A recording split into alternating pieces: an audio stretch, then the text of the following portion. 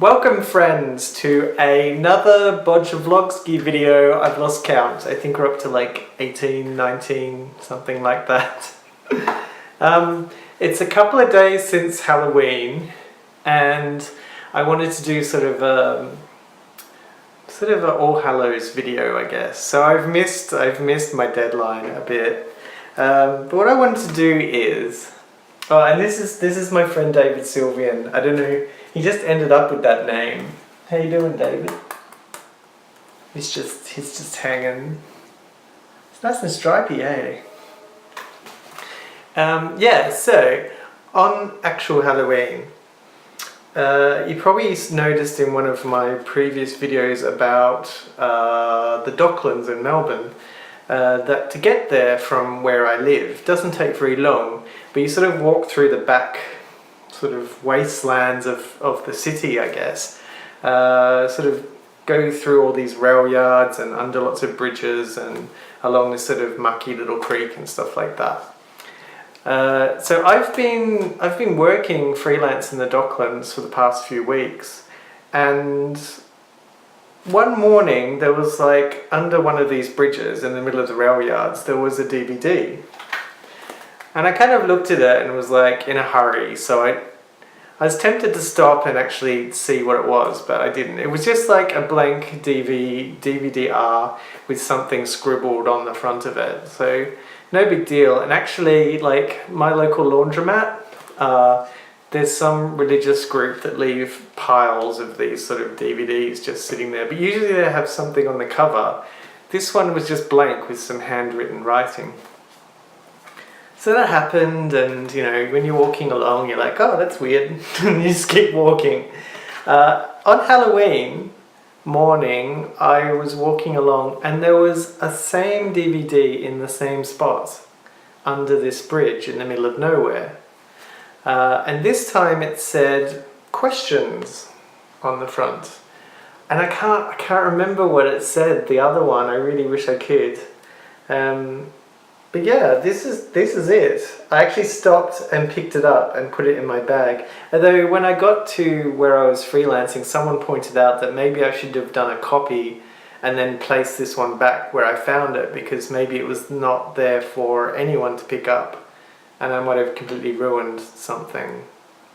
I don't know what. But yeah, it's just that. It says questions, and I thought for this video we'd see what the heck this is. A bird just landed on my balcony.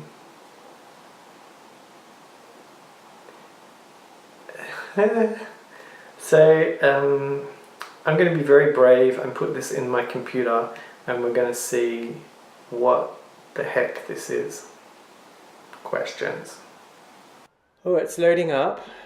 This could be the biggest anticlimax ever. Like, the conspiracies going around in my head were like, it's some sort of virus that you know, what? Pinnacle Systems. It's probably just someone's office work. Oh crap. Okay, it's launched a film. This could be anything. If it's porn, I'll abort. So far it's just grey.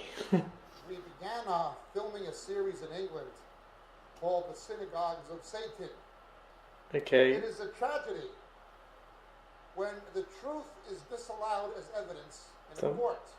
Something about Satan? But in this Oh, this is some weird Christian propaganda, isn't it? Therefore, because free speech is no longer allowed in this state. Which state? And it has been decided by politicians and a judge. Is he talking about Victoria? Just as Muslims deprive Christians of freedom of speech in Muslim countries. What is with this guy's accent? This is not an Australian accent. Quote from their own literature. I'm simply going to quote from the Hadith and from the Quran. Oh dear. Is this something that could get... I think I might have to abort this video. Like, this sounds like something that could get me in serious trouble on YouTube. I'm talking over him so you can't hear whatever he's saying. Was a prophet of God. What? I don't want to know. This is just annoying me. Oh my god, it goes for an hour. Can I get a quick version of this? I don't need to listen to an hour. Why? Why what? Why? Why this DVD? Why this guy? Why? Why? Why is there no Uma? Can we just... I'm skipping to the end. I want to find out if this is actually... And as they got rid of the dogs and the cats. What? What happened to the dogs and cats? When the Iranian fundamentalists... Oh crap. Oh, he's being all racialist again. Religionalist? Racialist? Oh, I've just gone to the end. Shall we go? We'll look at the menu. Does it have any not permitted title? Hasn't got a title. Well, that was rubbish. I think what I'm going to have to do is from now on, when I see this under the bridge, I'm going to throw it in the creek.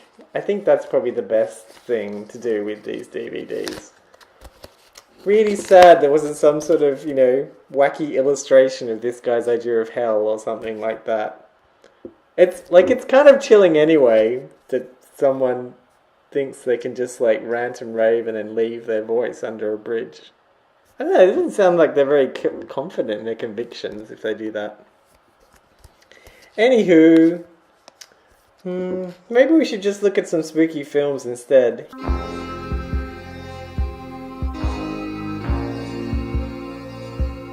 Bunny Lake is Missing is a film made in the 60s and directed by Otto Preminger, which tells the story of a single American mom who comes to stay in London where her brother lives. She takes her child to daycare, first day of daycare, and when she goes to pick her up at the end of the day, she's gone. And not only is she gone, but the staff don't seem to know anything about the child.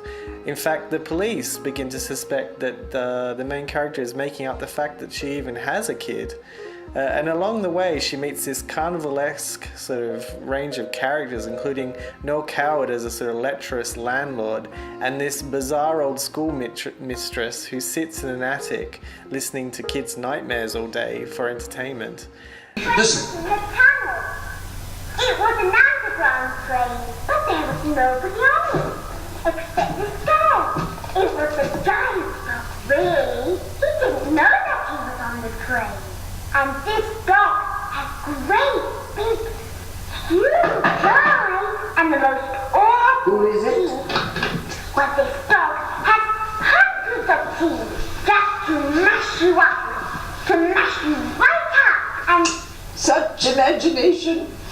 We might think of teeth gnashing, but mashing, which is exactly what they do, of course. Are you parents? We don't usually see parents up here. We're looking for a 4-year-old girl named Bunny Lake.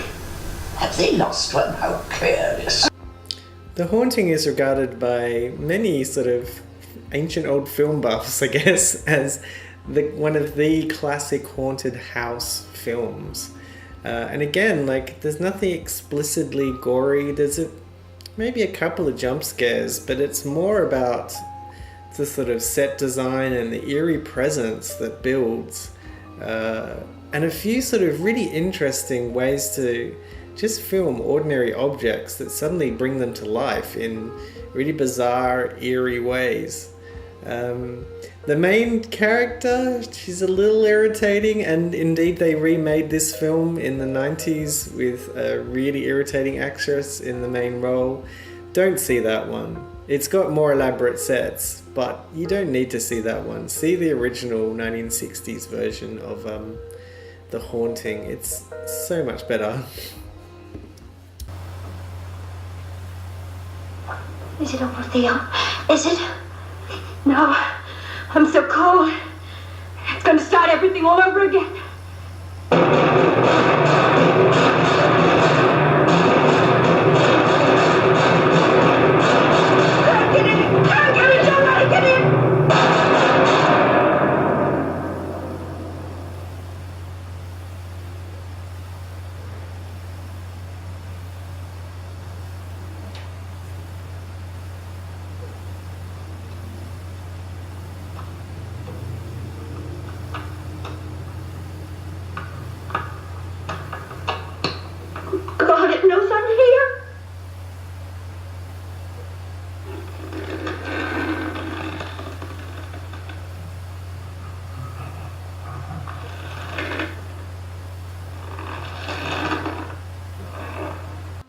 I've left Carnival of Souls till last because it's actually one of my favouriteest films, like, ever.